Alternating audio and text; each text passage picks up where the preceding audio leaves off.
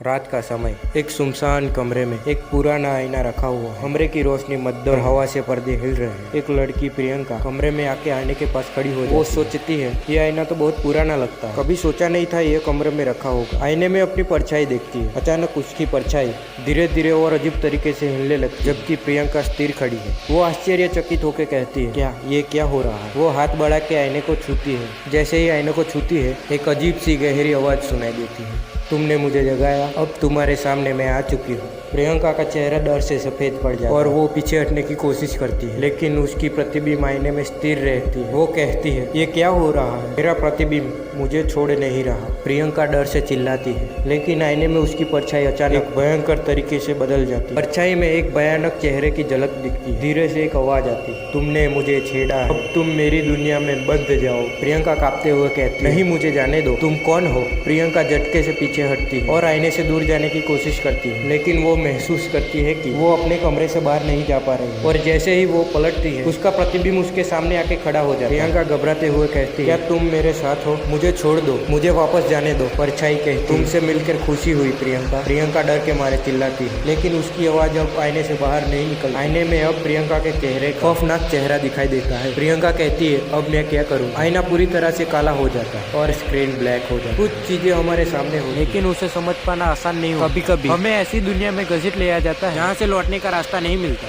धन्यवाद।